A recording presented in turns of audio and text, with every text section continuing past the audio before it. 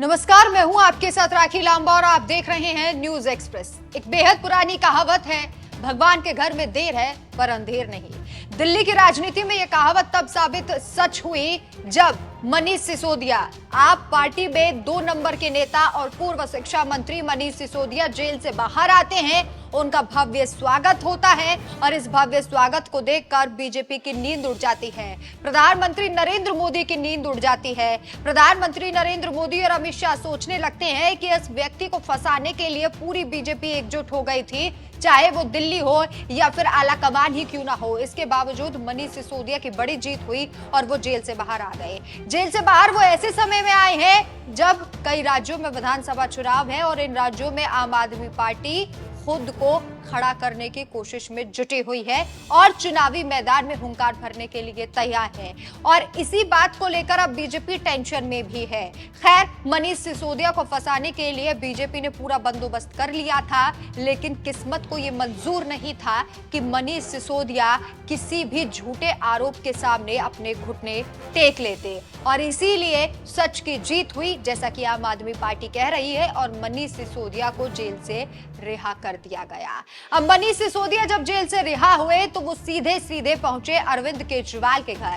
तस्वीरों में आप देख सकते हैं, वहां सबसे पहले वो अरविंद केजरीवाल के माता पिता से मिले और इसके बाद अरविंद केजरीवाल की पत्नी सुनीता केजरीवाल से मिले। सुनीता केजरीवाल से मिलते ही उनकी आंखें नम थी और सुनीता केजरीवाल भी भावुक नजर आई थी। ऐसे में सवाल उठता है कि प्रधानमंत्री नरेंद्र मोदी जो षड्यंत्र रच रहे हैं और जिस तरीके से इन लोगों की आंखों में आंसू आ रहे हैं, क्या ये आंसू की कीमत प्रधानमंत्री को नहीं चुकानी पड़ेगी? Manish Sisodia full to action mode में नजर आ रहे हैं और जेल से रिहा होते ही उन्होंने चुनावों की तैयारी भी शुरू कर ली है और इसी तैयारी के तहत वो अलग अलग राज्यों में अब चुनाव प्रचार भी करेंगे।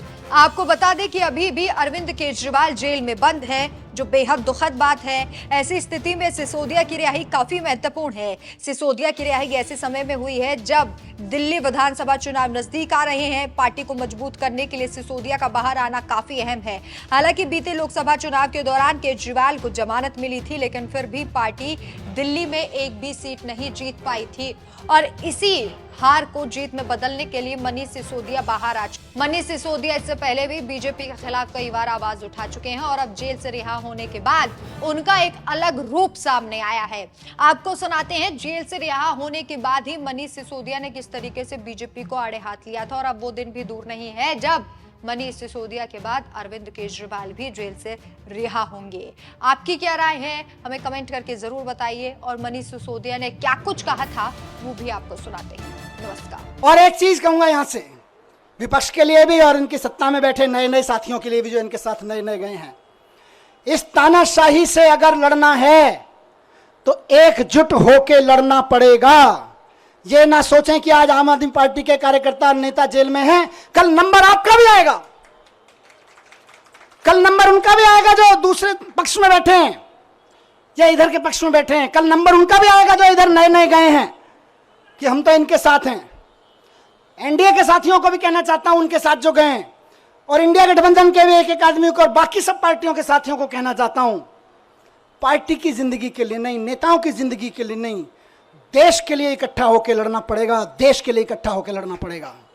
और आज कह रहा हूं इस मंच से कि अगर देश के पूरे विपक्ष के नेता पूरी ताकत से एक बार हुंकार भर देंगे तो आज देश में वो माहौल है कि अरविंद केजरीवाल जी 24 घंटे के अंदर बाहर आ जाएंगे। अगर देश के विपक्ष के नेता एकजुट होकर हुंकार भर देंगे तो केजरीवाल जी केवल और केवल 24 घंटे के अंदर जेल से बाहर आ जाएंगे। मैं आज लिख के दे रहा हूं आपको, लेकिन इकट्ठे होकर करना पड़ेगा। ये मत सोचिए अभी तो केजरीवाल जी गए, जब हम पे आएगी तो देखेंगे, नहीं, सब पे आई हुई है। सबको इकट्ठे होकर लड़ना पड़ेगा, सबको इकट्ठे होकर चुनाव भी लड़ने पड़ेंगे, लड़ाइयां भी लड़नी पड़ेंगी, कानूनी लड़ाइयां भी लड़नी पड़ेंगी। और एकजुट हो गया तो इस चुनाव में तो दिखाई दिया कि 400 पार ढूंढते रह गए। एकजुट होकर लड़ेंगे तो आगे आने वाले चुनावों में भी ढूंढते रह जाएंगे कहां है,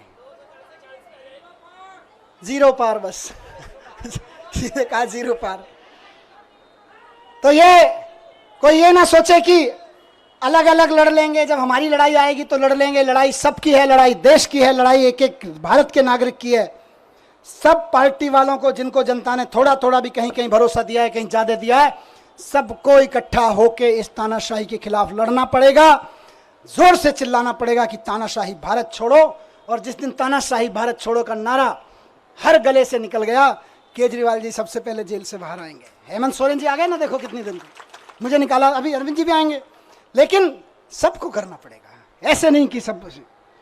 तो मैं बस यही कह रहा हूं कि आम आदमी पार्टी की तरफ से तो आज हम भरोसा दिलाते हैं कि दिल्ली के चुनाव में भी और बाकी चुनावों में भी पूरे देश में, कश्मीर से लेकर कन्याकुमारी तक, एक एक घर में इस आवाज़ को उठाएंगे, एक एक शहर, एक एक नगर में इस आवाज़ को उठाएंगे और बता देंगे कि हमारे इरादे कितने फौलादी हैं। तुम चाहे जितनी यातनाएं दे लो, तुम चाहे जितने जुल्म कर लो, जब तक इस देह में प्राण रहेगा और माथे पे संविधान रहेगा, इस दिल में हिंदुस्तान रहेगा। भारत माता की, भारत माता की।